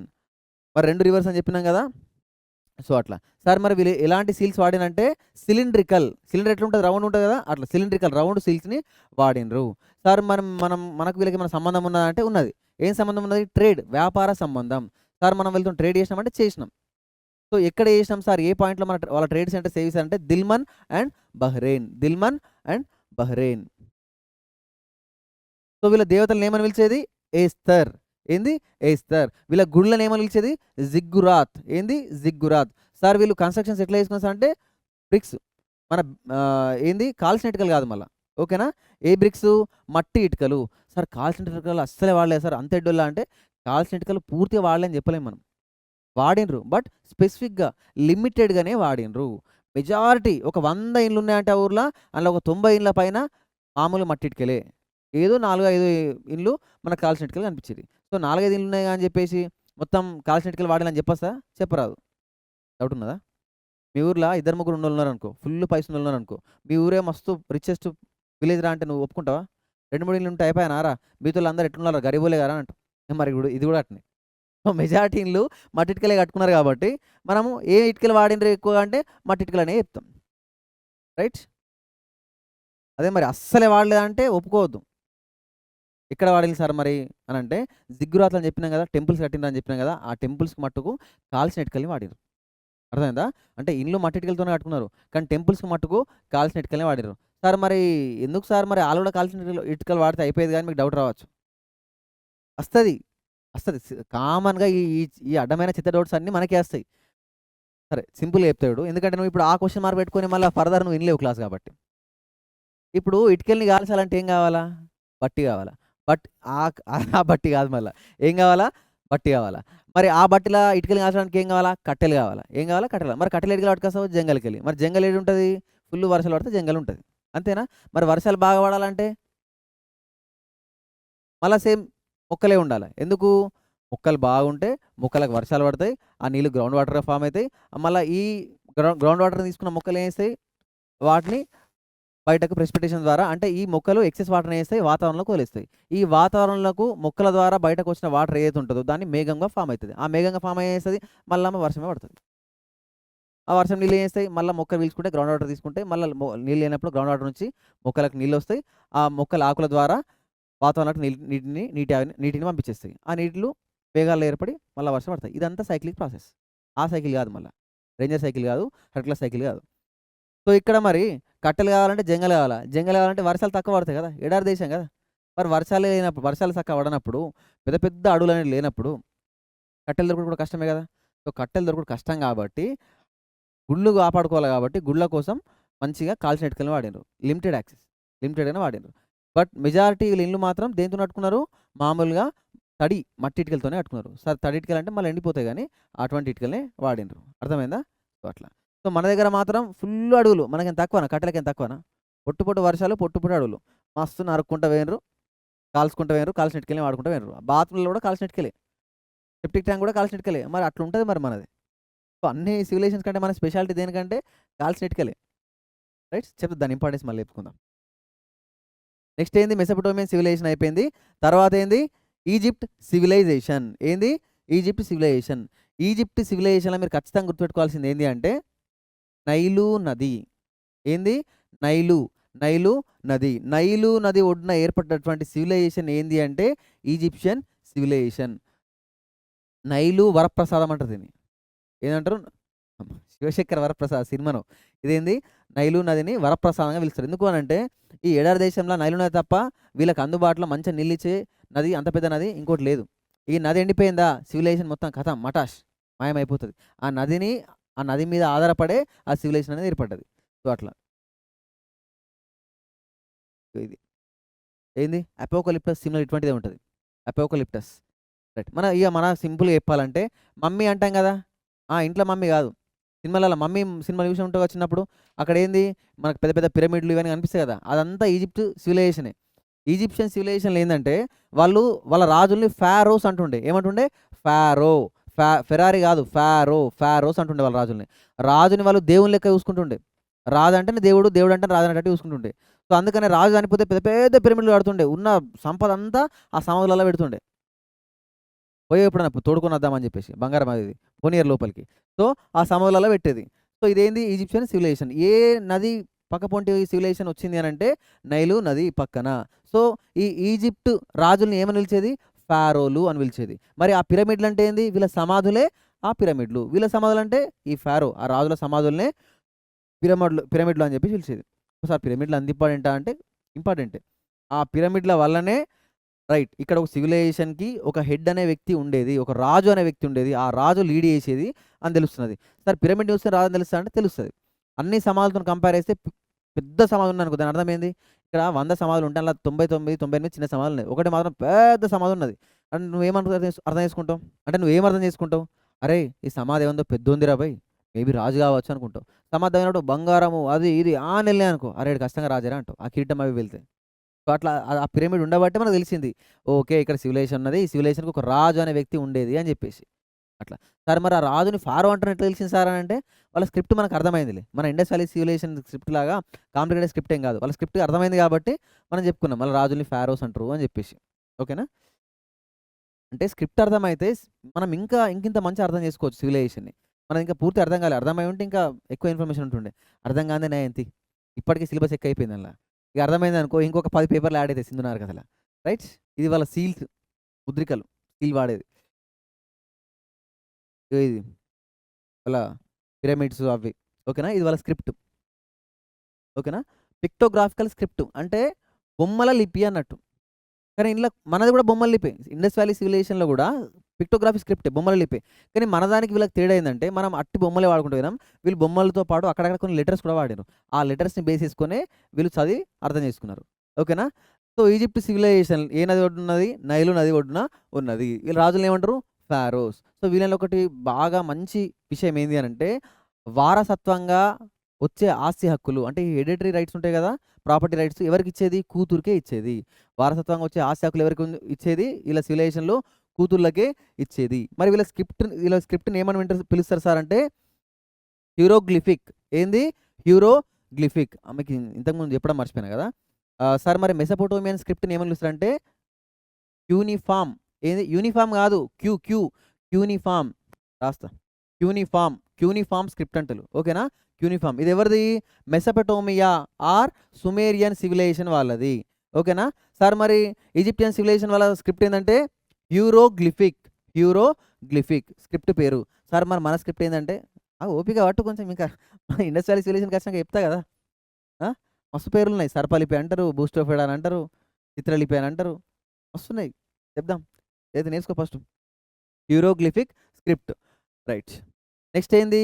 Roman civilization. దీని నుంచి పెద్ద ఇన్ఫర్మేషన్ ఏం లేదు మనకు. సింపుల్ చెప్పాలంటే టైబర్ నది ఒడ్డున రోమన్ సివిలైజేషన్ ఉంది. ఎందుకు? సినిమాలలో బాగా రోమన్స్ చూస్తాం కాబట్టి మనకు ఆ డౌట్ కూడా వస్తుంది కాబట్టి చెప్తున్నా. ఓకేనా? ఈజిప్ట్ సివిలైజేషన్ అంటే నైలు నది ఒడ్డున, రోమన్ సివిలైజేషన్ అంటే టైబర్. టైబర్. ఓకేనా? టైబర్ నది ఒడ్డున. అండ్ మన యూప్రటిస్ అండ్ టైగ్రిస్ నది 2 నదుల మధ్యన ఉన్న సివిలైజేషన్ ఏంది? మెసొపొటేమియా సివిలైజేషన్. మరి సింధు నాగరికత ఏ నది ఒడ్డున ఉన్నదంటే సింపుల్ కాదు సార్. పేర్లో ఉన్నది సింధు నది అని చెప్పేసానంటావా? మరి అక్కడనే దెబ్బకొస్తది. సింధు నది ఒకటే కాదు. సింధు నది ఉన్నది. సింధు నదికి ఉన్న ట్రిబ్యూటరీస్ ఇంకా మిగతా 5 నదులు ఉన్నాయి. దాంతో పాటుగా సరస్వతి నది ఉంటది. చెప్పుకుందాం అవన్నీ. సో ఇంకోటేంది? Chinese civilization. చైనా నాగరికత. సింపుల్ ఇలా చెప్పాలంటే చైనా నాగరికత మరి ఏ వాగొడ్డుకున్నది? ఏ రివర్ బేసిన్‌కున్నది అనంటే ఏంది? Yellow river. అదేం సార్ యెల్లో రివర్? దాని పేరు యెల్లో రివరా అంటే కాదు. దాని పేరేంది? హోయాంగ్ హో. ఏంది? హోయాంగ్ హో రివర్. దీన్ని సారో ఆఫ్ చైనా అంటారు. చైనా దుఃఖదాయిని. ఎందుకు సార్ అంటే బాగా ఫ్లడ్స్ వస్తాయి ఆ రివర్‌కి. ఫ్లడ్స్ వచ్చి చుట్టుపక్కల ఇండ్లన్నీ కొట్టుకుపోతాయి. కాబట్టి అంటే ఆస్తి నష్టం, ప్రాణ నష్టం ఎక్కువ జరుగుతది కాబట్టి దాన్ని సారో ఆఫ్ చైనా, చైనా దుఃఖదాయిని అంటారు. సో, ఆ రివర్ పేరేంది? హోయాంగ్ హో రివర్. మరి దీన్ని యెల్లో రివర్ ఎందుకంటారు సార్ అంటే దాంట్లో ఉన్న ఇసుక ఏదైతే ఉందో అది కొంచెం యెల్లోయిష్ కలర్‌లో ఉంటది. సో, కాబట్టి ఆ పైన నుంచి చూస్తే ఆ రివర్‌లో ఫ్లోట్ అవుతున్న వాటర్ కూడా పచ్చగా కనిపిస్తాయి. రివర్ చూస్తే పచ్చగా యెల్లో కలర్‌గా కనిపిస్తది. అందుకని దాన్ని యెల్లో రివర్ అంటారు. వాటర్ మాత్రం నార్మల్‌గానే ఉంటాయి. ఓకేనా? ఆ యెల్లో రివర్ ఒడ్డుకున్నది ఏంది అనంటే చైనా నాగరికత. ఓకేనా?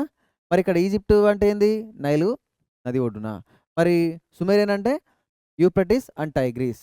రైట్? మరి మన సింధు నాగరికత అంటే సింధు నది ఒడ్డున. ఏంది? సింధు నది ఒడ్డున. మరియు సరస్వతి నది కూడా అని చెప్తాం. కానీ సరస్వతి నది ప్రస్తుతం లేదు కాబట్టి సింధు నది అని చెప్పుకుంటాం. దాని క్లారిటీ మనం ఫర్దర్‌గా ఇద్దాం. ఓకేనా? నెక్స్ట్ ఏంది? Indus valley civilization. వచ్చినాం. మొత్తానికైతే అటు తిరిగి, ఇటు తిరిగి అంతా లాస్ట్‌కి మెయిన్ రావాల్సిన పాయింట్‌కి వచ్చినాం. సింధు నాగరికత.